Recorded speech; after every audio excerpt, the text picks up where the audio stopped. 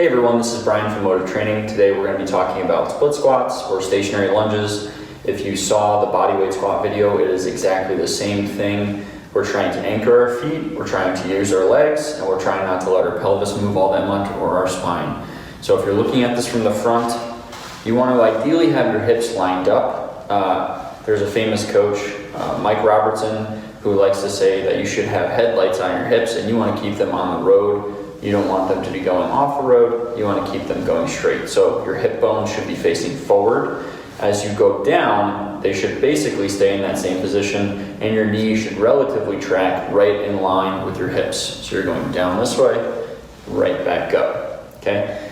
When you look at this from the side, it can tell you a little bit more. So ideally, you're not trying to take some massive stance, you're not trying to take a short stance.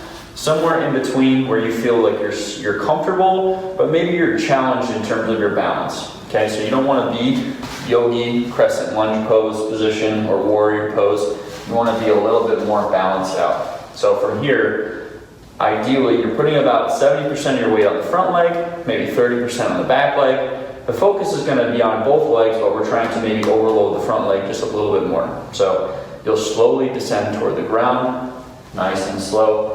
Keeping tension on this leg, using that to get yourself back up. If you happen to lean forward, that's totally fine. If you go down and you feel like your chest wants to follow your knee, that's okay, as long as your pelvis isn't moving a ton or your spine's not moving a ton as you go up and down. Again, the less that you move, the better off you're going to be.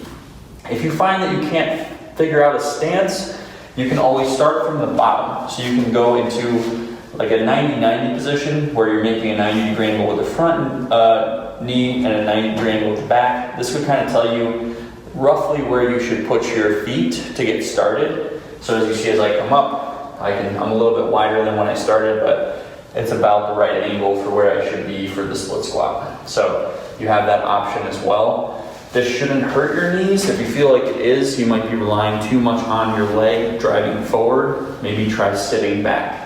So an example of that would be if you're quad dominant, we would call, if you have a tendency to want to push your knee forward over the toes, you might want to actually think about pushing back and down. So I'll show you the two differences. Knee tracking forward, forward, forward. Notice how my body wants to go forward with my knee as I go. Try not to do that. Instead, just gently come down toward the floor. Notice how my knee is a little bit more vertical, or my shin, as I come up.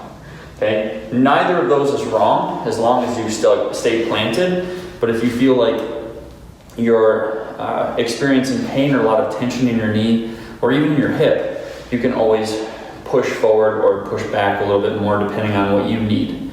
So again, feet are planted to the floor, spine and pelvis are trying not to move all that much, and we're loading quads and glutes and hamstrings just a little bit.